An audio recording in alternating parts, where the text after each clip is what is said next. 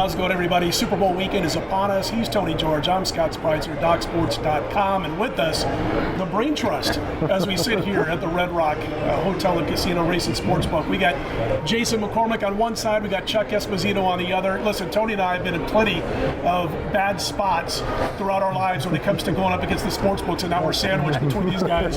So it's going to be tough. Death to smooching. Here we go. Good reference. But listen, guys, man, I mean, the dog's been the way to go the last several Super Bowls, 7-2 straight up, 8-1 against the spread. And right now at the station casinos, you've got the favorite, the Rams laying 4.5, total 48.5. And we're going to jump into the game as we get a little deeper into this, and also going to talk about a lot of the props. And folks, I'm going to tell you out there right now, these guys they're kind of licking their wounds over this NBA favorites race. So you guys have got all those. I can't believe you went there. This is supposed to be a football segment. You told me you weren't going to go there. Please don't go there, but I had to go there. But anyway, we're going to talk about a lot of props. We're going to kind of talk to Tony too about his favorite. I'll get my favorite. We'll see if the guys want to jump in with their favorite props. But I've got to go back to where it started, which of course was around the mid '80s. Chuck, you were working with Art Manteris, the recently retired Art Manteris, and you're a Chicago guy.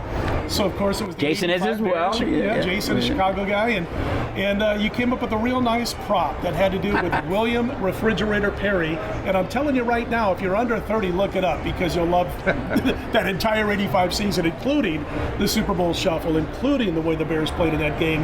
And I do want to talk about that a little bit. I'm sure you've been asked a couple of times this week, but let us know where this kind of all started and the pressure you guys thought you were under during that Super Bowl. We always had some props up on the Super Bowl, and I think you look at that Bear team that year, and they were such a polarizing bunch. I mean, if it was Ditka or Buddy Ryan or Walter Payton or McMahon, and then, of course, that defense in the fridge, they were on every talk show, every magazine cover. I still think today they're the most polarizing Super Bowl champions ever, just because of the popularity of that team.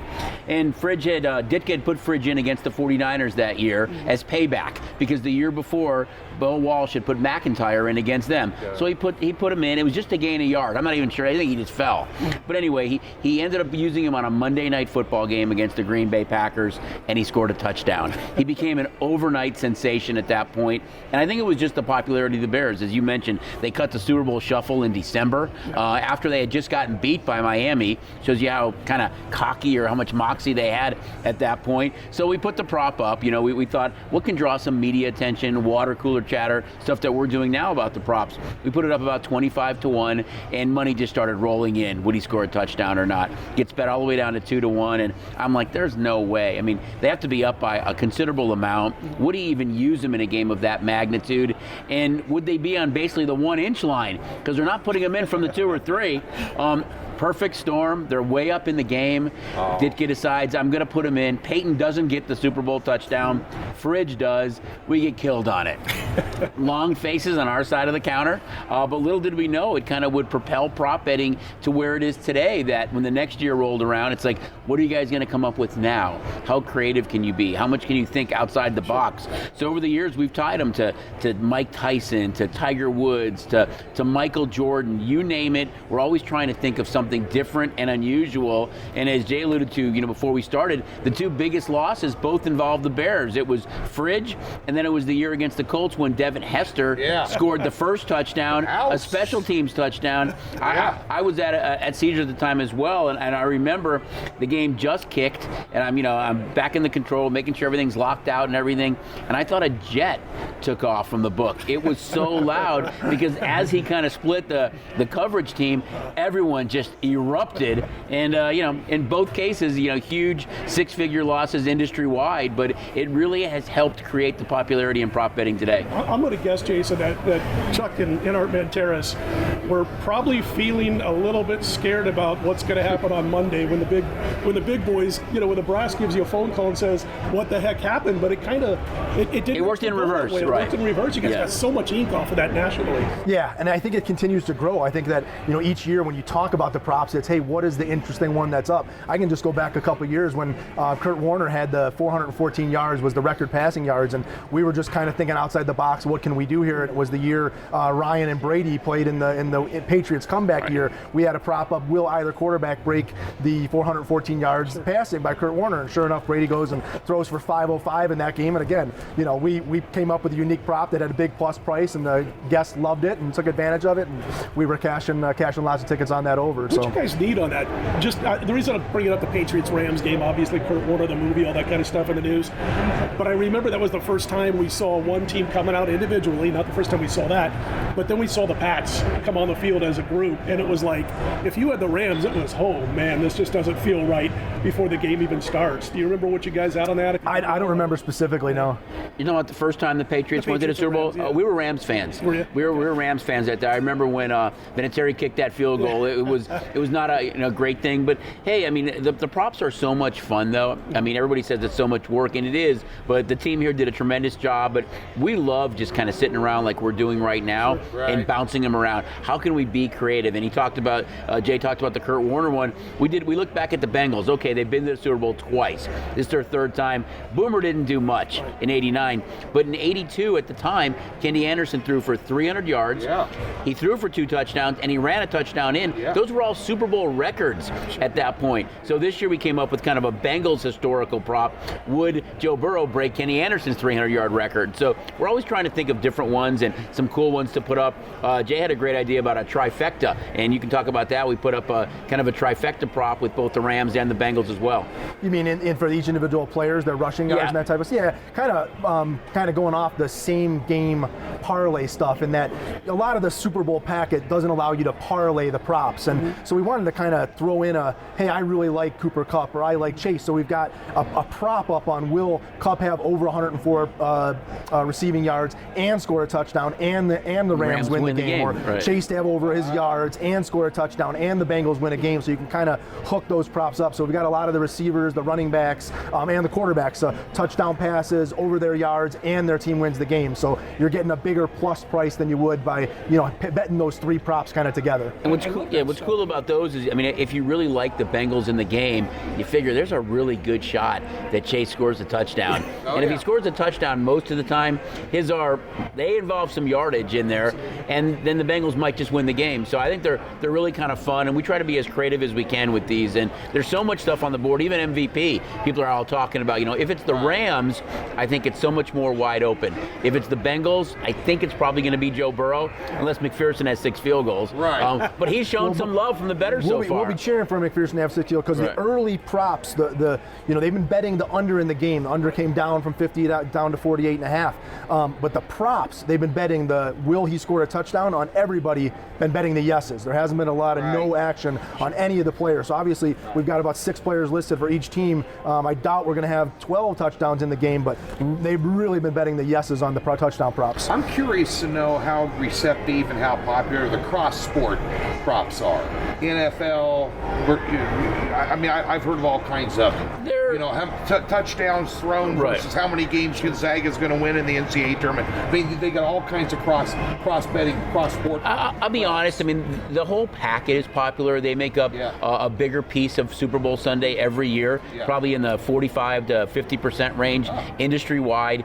And those are kind of like the water cooler ones that people want to talk about, and they're fun. But we're looking at those. We're just not coming up with an idea and putting them down. We're looking at the stats. What does a guy average? What do the Knights give up in a particular game? And they do draw a lot of attention. And just what we're doing right now, those seem to be the ones that the media loves to focus on, is kind of those cross-sport props. How original can you be with some of these? But to your point, you don't get a lot of action on those. You're going to get some token bets here and there, and you may even get, a bigger bet. You might get a 2-dime, 3-dime bet on one of those, but not, really good two-way action. Like, especially the stuff that you're talking about to March Madness, or where people are going to have to sit around for a month waiting for the next bet. We had a lot of fun a couple years ago with the Astros after the trash can banging. We put up, how many home runs they're going to have in the season versus Super Bowl props, and so not a lot of people betting that. But man, it was a great way to tie what was going on in current events to the the Super Bowl and talking about We did it with the Seattle a few years ago when Robinson Cano had signed that big deal with Seattle. Oh, yeah. Came off the big home run season, so it was his home runs for Seattle's points in the Super Bowl. Well, of course, he had a miserable season, and we got a lot of heat for that. But they are fun. As Jason mentioned, we're always looking to kind of what's the hot thing that's out there right now that we can kind of capitalize on and have some fun with it. Because again, it creates what we're doing right now. Everybody wants to kind of talk about them, and everyone's walking around with a packet.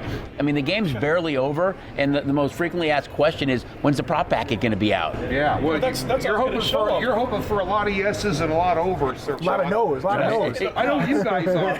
We're going to try and talk you out of it. Chuck sent me the props, email-wise. I had to make 2 packets out of it. There's 26 pages of props. That's what my printer spit out today. Yeah. And it was funny because, I can remember when there were 12, 13 props, like I used to do Thursday night shows Right. when Jake Cornegay was over the IP and on the strip. And I remember there'd be 12, 13 pages of props back then, and that was thought to be crazy. So it's now 26 pages of props. I'm going to jump into one of those crossover props in just a minute.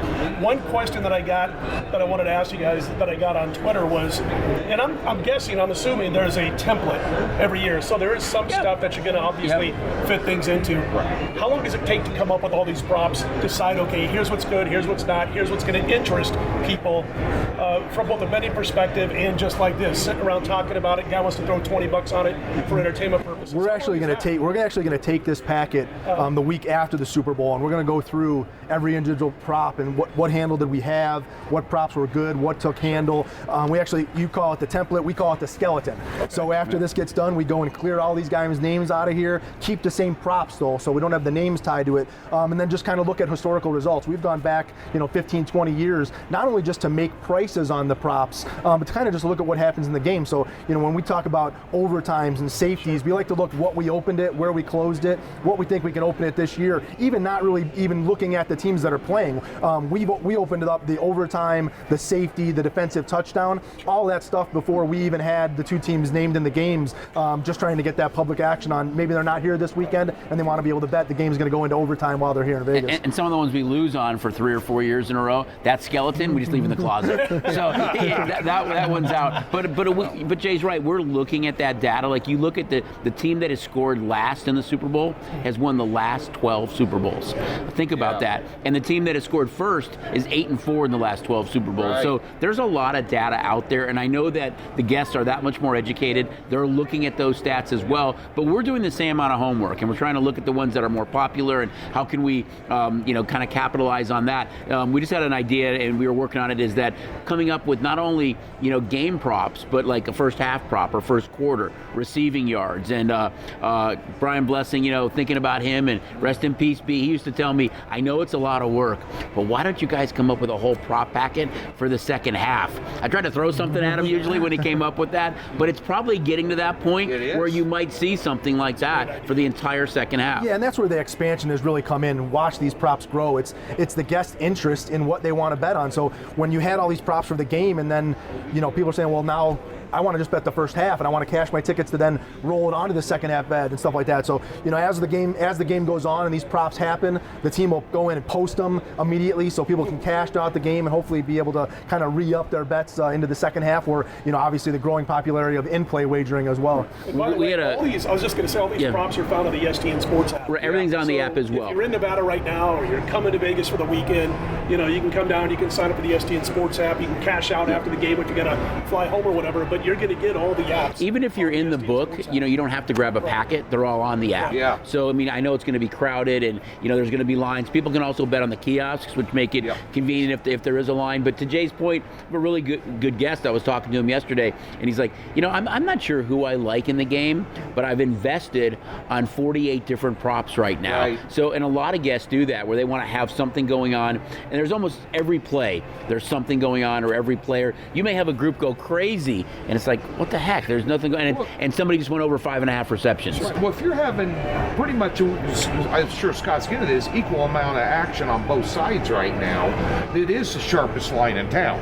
It's the only game in town. It's a sharp line. I find, at least I have over the years, a lot more value in sticking a few bucks in my pocket with the prop bets versus the side play, which kind of can be a coin flip. Actually, you can bet the coin flip, and who's going to win the coin flip. So that's on there as well. It goes back to game script. If there's a certain way that you see the game playing out, you see the Rams stuffing the run and the Bengals having to pass more, or go to Mixon as a running back out of the backfield. You can picture that in your head, and that's what leads you to play props. If you think the Rams are going to cover Chase a certain way and it's going to leave Higgins open, you can mentally think out, hey, I want to play that prop that way because I think that's how they're going to defend somebody. And so you guys are too sharp, because that's the first thing I looked at was the coin toss, but I want plus $1.07. I was 107, and you guys got minus 103 heads or tails, so you already priced me out of the whole coin toss.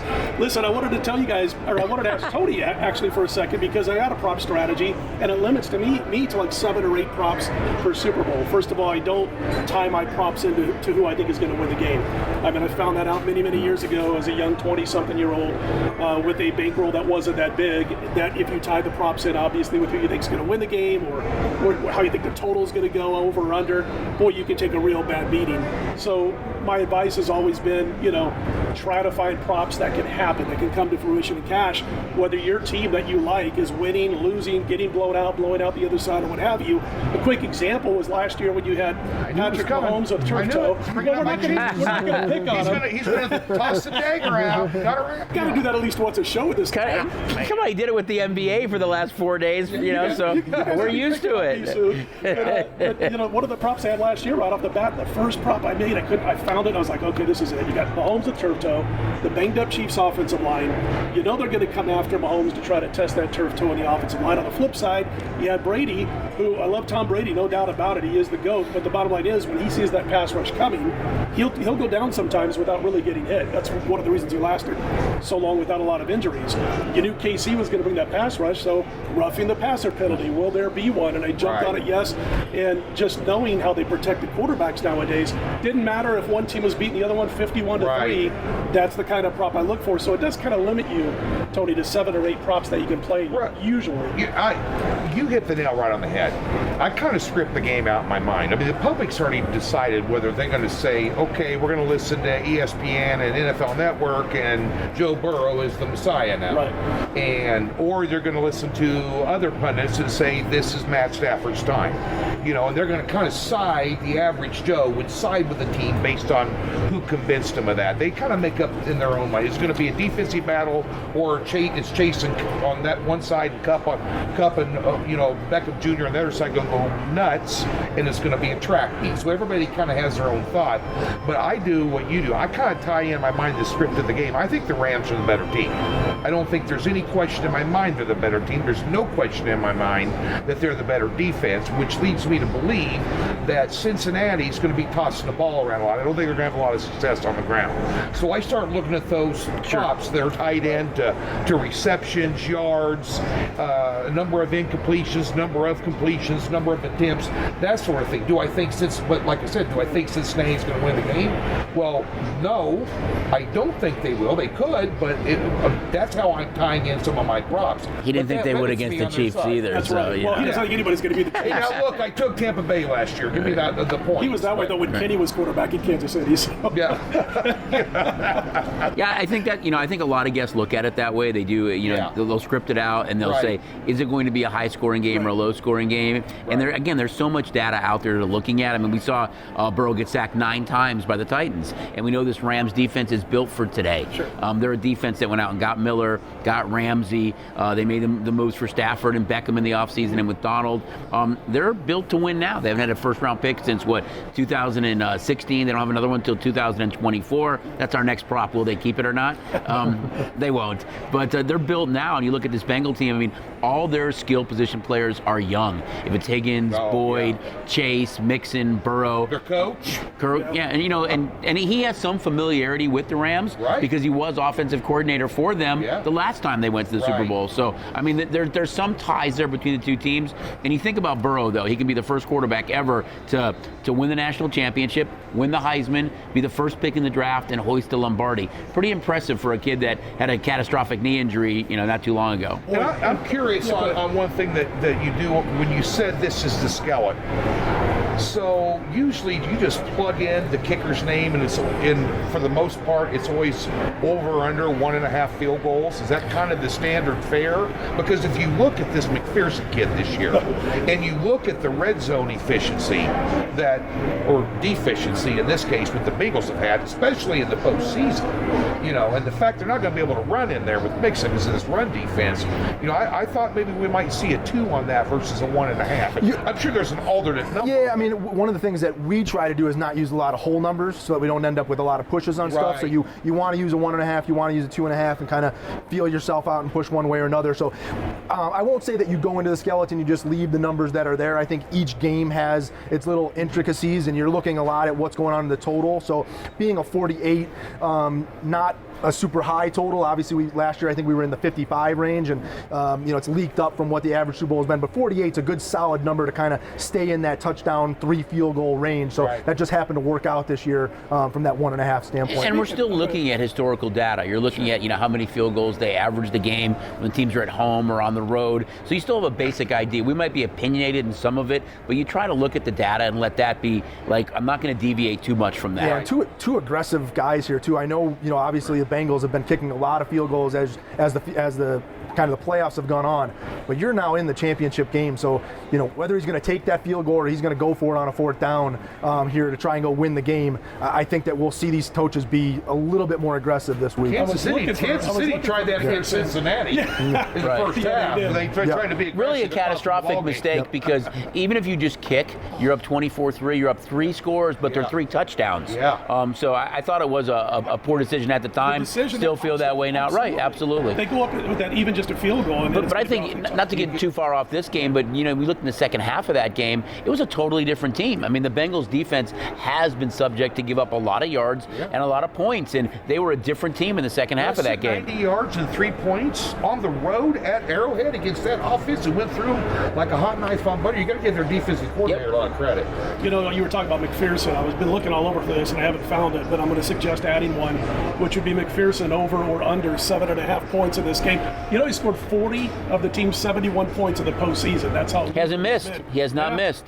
He's just been 14. I think it was 14 points in one playoff game, 13 points. We've got him over under 7.5. It's you got it on there? I missed it. Yeah, we got both kickers, total points, total field goals. Awesome. Okay. Will they miss field goals? Will they make field goals in every quarters? Why don't we talk about if we missed it, that's on us. I overlooked it then. No. Yeah, that's on me. I thought one of the things you brought up though, you talked about underdogs in the Super Bowls recently, and what a great stretch that they're on, and obviously Tampa last year pulling it, being an underdog in their home field. A little bit of reversal this year where we actually get the favorite sitting on their home field. But we've been talking a lot about the year of the Tiger, with Chinese New Year being the year of the Tiger. And I said it's been the year of the underdog. It's not a real animal, but the underdog has really been out there. Underdogs have won 105 games outright this year, and I think you have to go back to 2006. It was 106 was the most underdog outright wins ever in the NFL. So they could actually, if the Bengals pull this off, they can actually be and tie the record for most outright underdogs in a year. I don't recall. Do you know that year when it was 106? Did the underdog win the Super Bowl? I do not know. I don't know. That'd be interesting. Yeah. 2006, something like that was.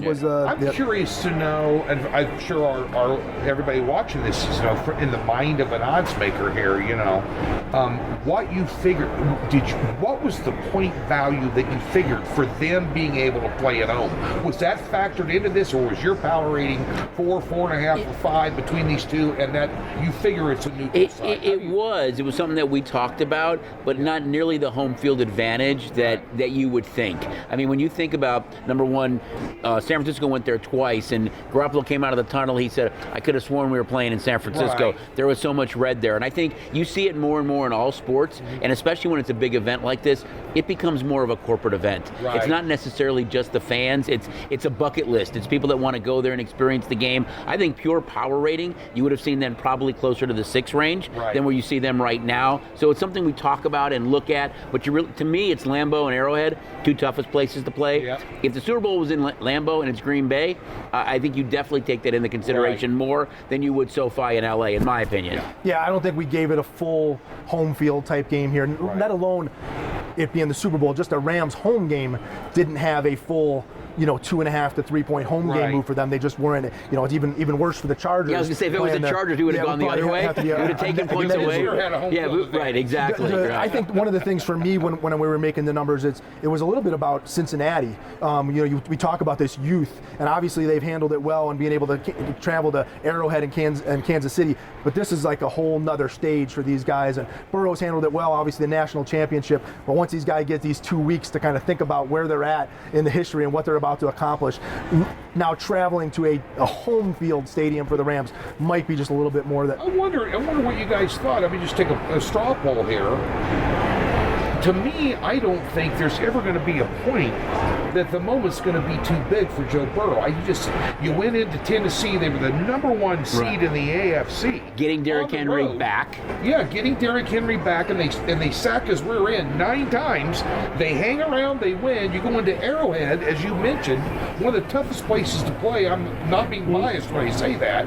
I've been to 50 dozen It is a tough place, right? And they go in there and they win when they're getting it handed to them at halftime. Even though Kansas City screwed up, they still were getting it handed to them. Sure. And they win. It shouldn't have really mattered. You think the moment's going to I think it was a bad decision by Andy Reid before the half, but you're up 21-3. Like you said, you're going right through that team. It shouldn't have really mattered. You're dominating this team. Right. You have Patrick Mahomes. You've been to 2 straight Super Bowls. It doesn't matter. We're going to win this game. I think you look at Burrow, and you're right. I mean, I love the kid's moxie, the cigars, and they're like, "What kind of cigars do you smoke?" He goes, "I don't know, whatever they give me." I mean, he's just kind of laid back. He's relaxed, and I think the team kind of embraces that. I think there's way more pressure on the Rams. They're built to win now. This was McVay went out and made the trade for Stafford. We're going out and getting him for a reason. Now, if he's the Matt Stafford in the 5 losses with the 8 turnovers, then you think Cincinnati has a shot. But if one team's more kind of relaxed in this environment, I would think it's the Bengals. How do you guys think it's going to go? Let's talk about some props, by the way. And you look at the Bengals; they're banged up on the defensive line. They were going into the conference championship. Hasn't mattered, right? Exactly. But do you suspect, and have you shaded, for instance, like Akers' rushing stats and rushing numbers for individuals in these props for the Rams, taking into account that while Cincinnati has looked pretty darn good anyway, they do have those injuries up front? If I'm the Rams, the one thing I want to do is I want to keep the ball out of Joe Burrow's hands. Yep. I want to run as many times as I can. Yep. If we can run for 150 or 200 yards, I think we win the game. And now that they have kind of a 3-headed monster back there, and you've got Akers healthy again, and it looks like Michelle's been good, and you might have Henderson in the mix as well. I want to keep the ball out of their hands. Right. This kid has shown. I mean, think about Mahomes, 39-2 against the entire league with a 14-plus point lead. Against Joe Burrow, he's 0-2. So you want to keep the ball out of his hands as much as you can. Yeah, I think the 2 weeks for the Bengals somewhat hurts them. I think the momentum that they had of playing week to week, now 2 weeks to kind of think about it might be bad for them. But I'm full transparent. Making the rushing yards for the Rams and some of the props on the Rams was very, very difficult with the fact that Michelle, Akers, we do expect Darrell Henderson could be back in the mix, and then not having Higbee and it potentially being a Blanton or Higbee. Same thing kind of on the Bengals side with Uzama and it being Sample. Right. Really had a difficult time making the props kind of with the unknown tight end. So you had to kind of, especially a guy like a Tyler Boyd or a Van Jefferson, what we had to do that. But the Rams for me specifically were the hard ones to do because I could see them using Michelle a little bit more than Akers, than he did last week. And I go back all the way back to what the Titans did. And I thought Vrabel made a bad mistake in kind of putting that game in Tannehill's hands too much and not giving the ball to Foreman and Henry last week. And I think the Chiefs, you've got an all-world quarterback like Mahomes, but they should have given the ball, to more to the running backs with the big lead. And so I think McVay will be committed to that run, and I think we're going to see a lot of rushing attempts by both these running backs. And don't forget, Akers had the 2 turnovers. Right. So maybe you do go to Michelle and Henderson a little bit more because of that fact. Right. Yeah. Yep. That leads me to one of my bets here the prop bet that I'll give out on the show.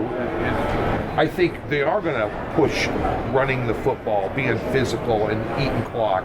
But you're also going to see a lot of bubble screens and stuff. You're going to keep it between the hash and the bubble. Now, I think that Akers can get loose on one of those, and as long as receptions around 15 and a half yards with you guys, about $120 right now. Yep. I think that's very doable for him to break one loose there at some point in time with that type of offensive game plan. Again, you just have to know how much he's going to be in the game. If they're going to use that three-headed monster, is it Michel that's catching that pass more times than not? And he could get a lot of work, as Jason mentioned. So I think it's interesting on both sides. I mean, the 9 sacks that they gave up against Tennessee, this is a better defense to me with Donald and Miller and that pass rush and Leonard Floyd and having Ramsey on the back end. What are they going to do to control that Bengal offense? You guys getting any MVP money on Donald? I mean, we are. Absolutely. He's definitely come down. And then he would be third. Yeah, well, I think when you look at, and Jay and I talked about this, I think if you look at Cincinnati, it's probably Burrow. I mean, even if Chase has 3 touchdowns, it's going to come off the right arm of Joe Burrow, unless there's screens and he turned them into 80-yard gains. I think with the Rams, it's so much more wide open. It could be Ramsey with 2 picks and a number of passes deflected. It could be Donald. It could be Miller. Maybe the value's Leonard Floyd at 100-1. That Donald's getting double teamed and he gets in there. So I think the Rams defense, and there is some value on 3 or 4 players. To your question, Aaron Donald, number 1 handle MVP, Von Miller, number 2, and I think Chase would be number 3. And Von Miller's done it before. Right, he's done it with Denver. About 40 or 50 to 1. I think he's 35 to 1. I think he was 40 and he's dropped a little bit, That's not a bad play when you consider he's done it before, and everybody's going to be looking at Aaron Donald 18 to 1 or right around there. In order for those defensive guys to win an MVP, though, it's going to have to be a game probably with the Rams scoring less than 24 points. There's going to have to be multiple sacks or a big interception return for a touchdown, because you have Stafford in this situation where 13 years, incredible, come from Detroit to now be there. If he throws 3 touchdowns in the game, it's going to be hard not to give him an MVP. But we think they're going to want to run, as we talked about, so they could have some running touchdowns. And I think when you look at the Ram defense, the reason it looks so appealing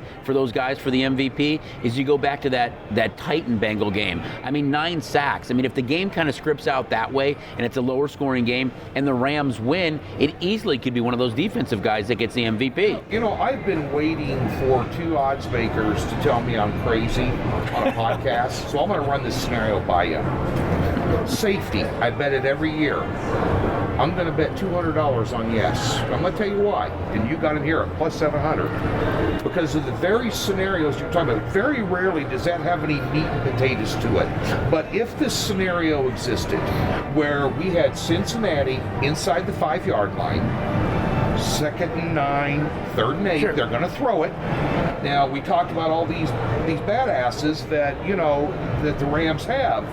Even if he's in the end zone trying to throw it, a holding call could also be, and also, with the 9 sacks that you brought up, he does have a propensity to hang on to the ball longer than he should. Right, that would be the one knock, I would say, on him young in his career, is that he holds on to the ball up. That might be worth a stretch on a long, especially with a punter like Hecker, who does put the ball inside the 20 on a lot of his punts. They have to be kind of back there, but you're right. If that plus $700 that you $20, $50 bill on it, I mean, just, because at plus 700, that's a nice payoff. I think the same thing with the overtime. You looked at how close the playoffs have been this year, and that's kind of what I'm hearing from so many guests is that, God, you look at the divisional round and the championship round, these games have been so close that this game could easily go into overtime. So I like that. all things we're rooting against, of course, but second half of more points. You bring up both those 2 props from a handle standpoint.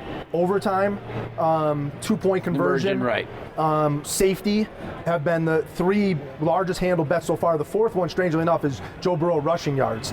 We had over under 10.5. It's up to 11.5, but that's been kind of the 4th most handled prop as we look through the early in the week. A lot of 2-point attempts. Remember, folks, sacks count against the rushing yards. Absolutely. Well, no, the sacks don't count against rushing yards. Oh, they just if he happens to take the knees. Which was like Mahomes did. Right. I had no business cashing that ticket. And Mahomes doesn't take knees from under center. Exactly. He takes knees from the shotgun. Right. So that was the loss, right? That was a bad beat, no question. Yeah. And you talked about earlier, Tony, about the Rams, and they're kind of built for this, and they're the better team. We've got next year's Super Bowl up, and the 4th team from the bottom is the Lions. The 4th team from the bottom going into this year was the Bengals. If that puts it into perspective, I mean, the teams at the bottom were the Jags, the Jets, the Bengals, the Texans, the Lions, and when you think about it this year, it's like none of those teams have a shot, and that's how the Bengals were viewed. 4-12. Right, exactly, and they, 2 years ago they had the number 1 pick in the draft. Their win total was 6.5 this past year.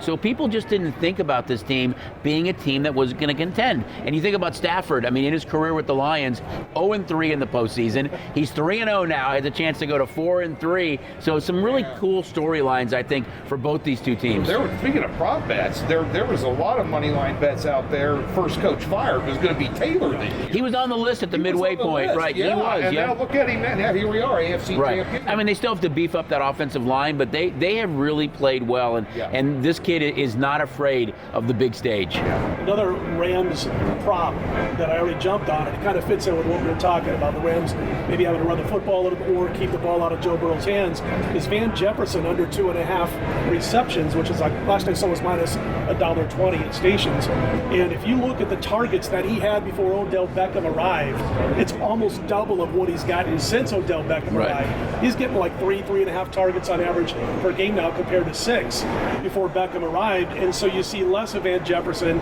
His last 7 or 8 games have really dropped off as far as his production, as I mentioned, the targets. And if they're also trying to run the football, as you guys are saying that you think they might, you've got another knock against Van Jefferson. I thought under 2.5 was a fair number at minus $1.20. Yeah, and he's been kind of their downfield receiver. So, when he does make the plays, they're those big plays. So he's kind of stretching the field and allowing Kupp and Beckham to run underneath. And it's just a matter of how many shots Stafford wants to take. Well, I think that's a good point because a lot of it's game script. If this is a 16-10 game late, then I agree. But if it happens to be one of those games that's wide open and we don't know if it will be or not, but if you're looking at a 41-38 game late, Jefferson's catching more than 2.5 passes. The other big thing there is, again, the unknown of Higbee and Blanton and how that plays out and what Jefferson may mean to the tight end type receptions. Yep. I agree. Absolutely. So let's get into it, man. Let's give our favorite couple of props here. We know the folks are there, they're like, this is all great stuff, going back and talking old school in the 80s and all, but we want free play. So I just mentioned, a couple of my favorites, Van Jefferson under 2.5, McPherson over 7.5 points in this game. And another one I was going to toss out at you guys real quick. I'll start it off. My voice cracking here. I've been doing so many freaking shows. But Joe Burrow's rushing yardage prop is 10.5. We're up to 11.5 now. I was going to ask about that, and because I've seen 11.5 in other shops, and I like 11.5 now under. If you look at what he's done over the course of the season, first of all, the Rams are averaging about 3.3 yards allowed per game to opposing quarterbacks this season. And then you've got Burrow, whose prop in the playoffs have basically been about 7. And now all of a sudden it's 11.5 because it's the Super Bowl. Burrow's everybody's favorite player right now. Folks watching that aren't Rams fans.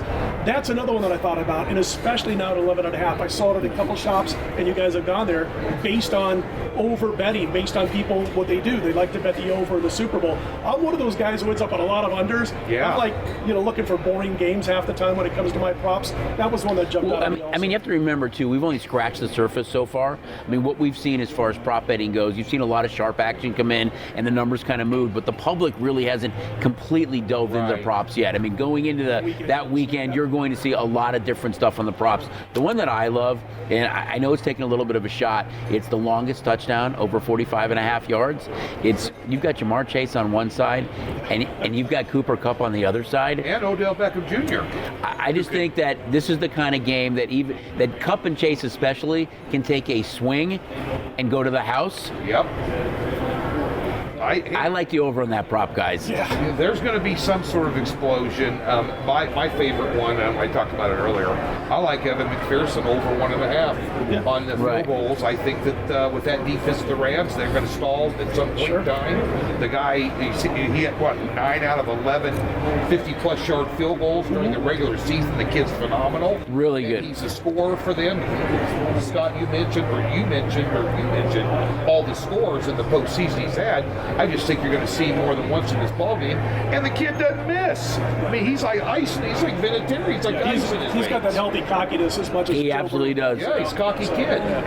Well, I'm going to go back to your Burrow because we're definitely going to be cheering for Burrow on the under. Like I said, that prop has been bet up. It's been bet up heavily, and there's a lot of money on Burrow with the over. And the only thing that I told myself as we were seeing that money come in is, obviously if we've got those edge rushers coming around, if he gets that one chance to step up and it's clear he could have that one big long run run that gets. And he did it against the Chiefs. It's just one play that he potentially gets you that over. I'm going to one that I like, that I actually got in an argument with the guys as we were building the prop, because it's not something that you think about it, big prop we're going to get big money on, was over under of the number to score, the player number to score the first touchdown. We put up the over under player number will be 23 and a half.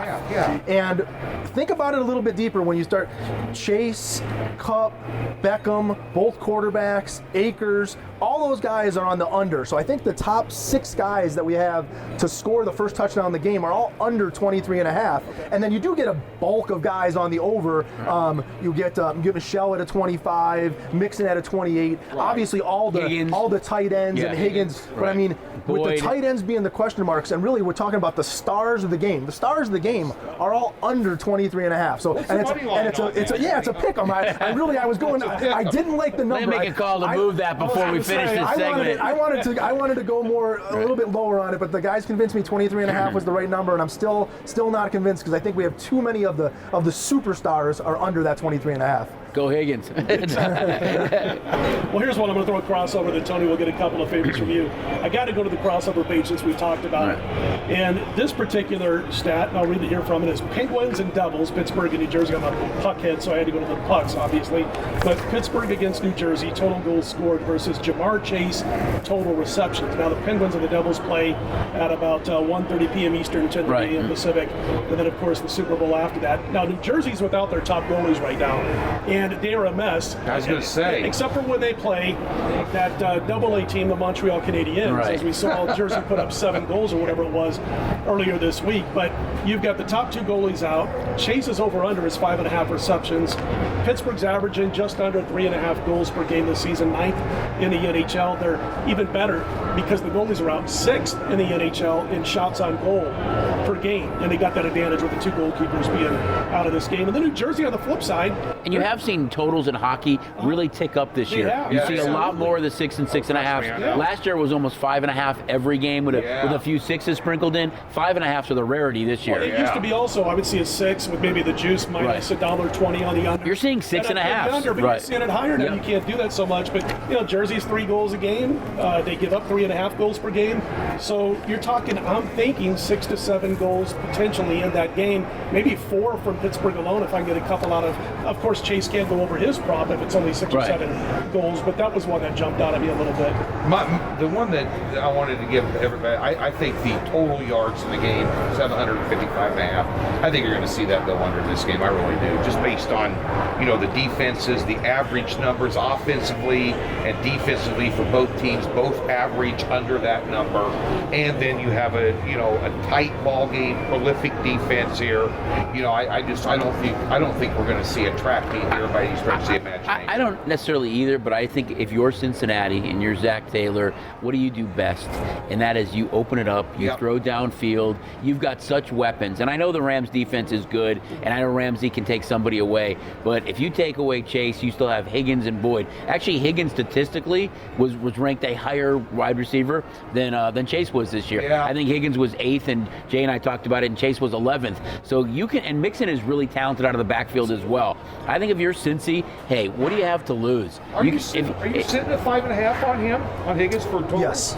Yep. And they bet that under. You feel that's strangely enough on Higgins, they're betting his receptions under, and they're betting his yardage over. Really? I think it'd be the opposite, but it's one of my main games. How do they play these guys? Are they going to put Ramsey over the top of Chase, or are they going to put Ramsey over the top of Higgins and then use 2 guys to bracket Chase? Is one of the main things that I'm, from a defensive standpoint, we can't really wait looking to watch at that. what's going That's on going to with be the the fun matchup. Is really seeing that, and Kupp too. How do you neutralize Kupp on the other side of the field? How about in-game, based off of what you were just saying, in-game prop betting? And you can't offer obviously 1,000 different props and be able to keep track of it all, I'm guessing. But if you have 10 or 12. Yeah, and we'll have our in-game up. We haven't gotten specifically to the player props on the in-game, but obviously the quarter scoring and game scoring, and obviously the team and in-play, I think, is one of the main reasons why you've seen handle just continue to grow from a Nevada standpoint and a sportsbook standpoint. Is the wagering doesn't end anymore when the game kicks off. We've got that in-play wagering that's just going to continue to skyrocket handle. And we saw how they're going to play Ramsey, and that's a perfect thing you watch and see,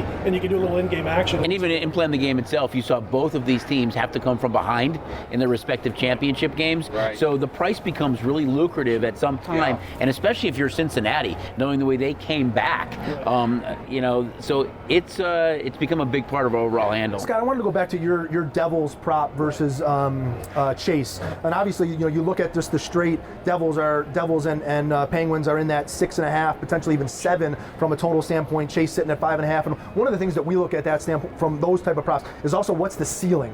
What's the ceiling on where a game can go. So from an NHL standpoint, and obviously those teams have been really lighting the lamp here lately. The ceiling could be an 8.5 or a 9. Yeah. Chase, that ceiling could be an 11 or a 12 from that standpoint. I think you're being nice by saying 8.5 or 9, and that was what I was saying. The problem is you have to. You have to, right? Doesn't have a bust. Exactly, right. You can much easier get. But that's all the crossover. You go back to Tony bringing up the bubble screens. They're not going to want to just have to try and get the ball to Chase down the field. They're going to try and let him use his athletic ability, and I wouldn't be surprised at all if he gets it. The 2 receptions are behind the line of scrimmage receptions that they see what he can do. Mixon, talk about Mixon, I don't know that he's going to be able to run the football as well against this rush defense, but you guys got He's phenomenal out of the backfield, though. And the receiving plus rushing prop with Mixon, I think, is a better idea than Mixon, if you like the over. And we looked at a lot of those cross-sport props, and exactly what Jay talked about is kind of the ceiling there. Right. You know that, what can get scored in a hockey game or what, but some of these players or the NBA, you know that some of these guys, they're going to be good for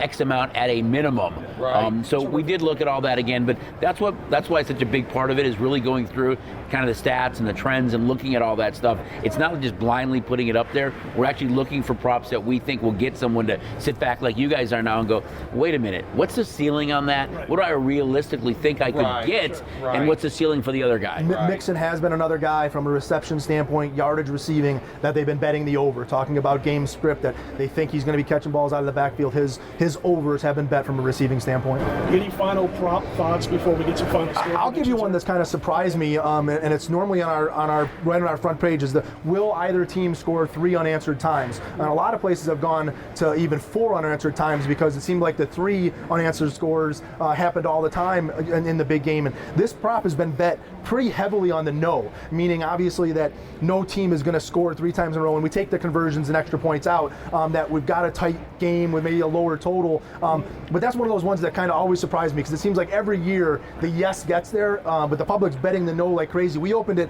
plus 190 on the no. I think we're down to plus 160, so a 30-cent move. There may be some value on taking the yes that there's going to be 3 unanswered scores. What is your prop on the largest lead? 14.5? 14.5. Okay, 14.5 there, so. And neither one of these teams has been seeing games decided by over 14 points that much this season. We've seen Cincinnati fall behind that way a couple of times. Yeah. But, again, the Rams trailed that game against San Francisco, and they gave up an 18-point lead the first time they played a few weeks ago. Yeah, they did. What's the prop if you're on our side of the counter that you like Jason just had? What's your prop that you want to sink your teeth into? I said it was the 45.5 yards on the longest touchdown. Yeah. I think I leave it with this, is that the games in Southern California, we've had so many close playoff games this year. I'm looking for a Hollywood ending, guys. Yeah. Oh, wow. Okay. Wow. Any score predictions from you? No Hollywood. I'm in your boat. I want a boring, simple game, stays under, not a lot of guys scoring touchdowns, so we do good on the props. It can still be a boring game. Last time they played in the Super Bowl, 3-4 years ago, it was 6-3. Yeah, well, I don't want to sweat out the no touchdown. Right, yeah. I need a touchdown early. Yeah. So it could still be plenty boring, and McPherson lines up for that field goal late, and a 16-14 final. I'm going to give Tony one because I know he's high on McPherson. We've got a prop up on both kickers making over a 33-yard field goal. So if you do like the kickers, I think that's one that you can look at. I don't think you're laying a lot of juice that both guys are going to make over a 33-yarder. Right there. Final prop up. I'll tell you what. Again, there's 2 long shots on here. The overtime plus 700, minus 1100 no, plus 700 yes, and the safety. You got the same exact numbers on both those on the front page here. We don't want to sweat either one of those 2 yeah, out. But you know what? I'm telling you, they're worth it. If you're just $20, $40 better, You know, I told you when I went on it. On your app, $200. Well, you know, we talked about the Fridge Perry touchdown, you know, the Hester on the opening play, the kickoff touchdown. And you have to remember that Super Bowl with, you know, Seattle and Denver. I mean, the safety on the very first snapper of the game. I mean, it was, you know, it's... You know, the other thing to think about is if you do like the Bengals and you're looking for something that's got some high odds, Stafford has thrown a bunch of pick six this year. You know, and could something crazy like that happen early in the game where we see a defensive player scoring a first touchdown on a pick six, and you could get 14, 15 to 1 on something like that on a player to score the first touchdown. Tennessee in the regular season game. All of a sudden he was lost. So special teams and defense, either one scoring a touchdown, you have that prop. Yep. What's that sitting around at? It's right in those beginning pages. I couldn't remember what that was. It's one of the first ones we put up. Right here. Defensive touchdown. Plus 220. So double your money. No, minus 300. So guys, I'm not going to get plus $1.07 on the coin toss. You're getting minus 103, and that's at a nice discount as well. And that is at a nice discount. That's the cheapest price on the board.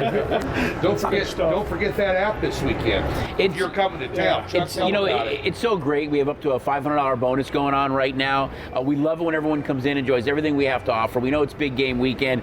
All the props are on the app. You can sit in the comfort of our book anywhere on the property in your living room and still get everything you see in the sports book on the app. Get signed up today for SDN Sports. One thing before we let you guys go, because you're both Chicago. Are you Northsiders, Southsiders? What's the? You know? I'm a Southsider. Grew up on the South Side. However, I'm a diehard Cub fan, much to the chagrin of my father. My best friend is a Southsider who's a Cub fan. I didn't know there was more than. Well, you grew up. They were on WGN and got to see them. More often. And Northsider, but Cub fan. And the reason I bring that up is because I late '90s, Art was at the Westgate, which was the Las Vegas Hilton at the time, and we shot some Super Bowl shows for USA Network with Bongo McMichael, Dan Hampton, the late great Hank Stram, and everybody asks me this every year since we've had social media. Hank gave me the system that won for so many years, picks the outright winner, not necessarily the point spread winner. So I did it as soon as the matchups were set, ran the system. He used to have, by the way, guys, he had these laminated big sheets like this that Stram would walk in. He would matriculate through the book to the set, as he would say. The Hank Love that word, right? System says the Rams are going to win this game outright. So there you go. There you go, Tony. And the Madden simulator has the Bengals winning the game outright, so 24-21. I have a feeling the sports books, and I know my opinion. I'm hoping the clock strikes 12 on the Cinderella Bengals, and that we see the Rams win this game. So in other words, the glass slipper will fall off. He's Chuck Esposito. He's Jason McCormick. Tony and I, we can be found at DocSports.com every day of the week, so check it out. And a lot of great articles about the upcoming Super Bowl, free prop plays and all that kind of stuff from all the guys. Man, it's been fun, guys. Let's have a great weekend. Thanks for coming out. Let's get some NBA dogs Enjoyed it. cash for these two. Oh, please. We need some puppy love, good guys. Good luck to you guys on your props with all seriousness, except for the overtime and except for the safety. I hope you cash all the rest of your tickets. Absolutely. It'd be a shame. It would be a shame if they come in to do this segment with just Scott moving forward, but no. Good stuff, guys. Have a great winning weekend, everybody.